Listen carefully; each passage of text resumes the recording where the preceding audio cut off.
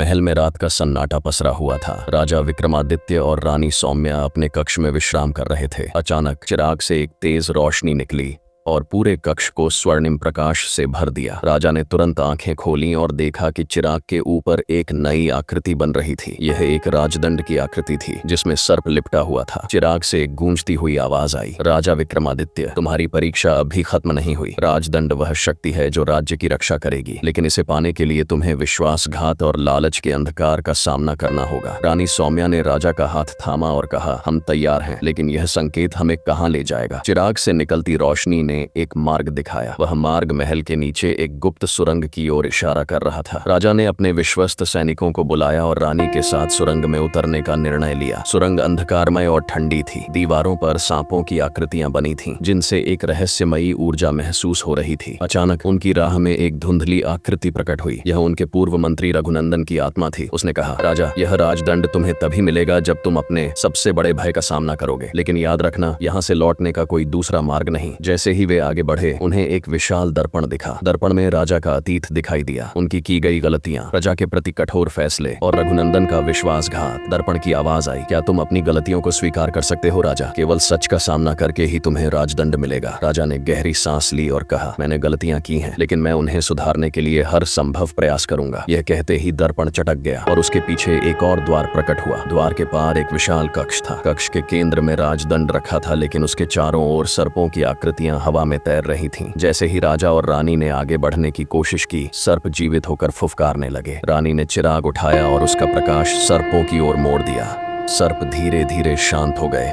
और राजा ने राजदंड उठा लिया, लेकिन तभी कक्ष की दीवारों पर दरारें पड़ने लगीं और सब कुछ हिलने लगा। राजा और रानी सुरंग से बाहर निकलने की कोशिश करने लगे। दीवारें गिर रही थीं और रास्ता टूट रहा था। जैसे तैसे वे सुरक्षित बाहर निकले। जब उन्होंने पीछे मुड़कर देखा तो सुरंग पूरी तरह ध्वस्त हो चुकी थी। चिराग ने एक बार फिर गूंजती आवाज में कहा, राजा, तुम्हारी परीक्षा समाप्त हुई, लेकिन यह राजदंड तभी शक्तिशाली रहेगा जब तुम सत्य और न्याय के मार्ग पर रहोगे। याद रखना, लालच और झूठ इसे कमजोर कर देंगे। राजा विक्रमादित्य ने राजदंड को अपने सिंहासन के पास रखा। उन्होंने अपने राज्य में सुधार लाने का प्रण लिया, लेकिन उनकी और रानी की आंखों में यह सवाल था, क्या यह वास्तव में अंतिम परीक्षा थी या चिराग ने अभी और रहस्य छिपा रखे हैं? अंत में कैमरा चिराग और राजदंड पर रुकता है और पृष्ठभूमि में एक हल्की गूंज सुनाई देती है, अगला संकेत जल्द आएगा।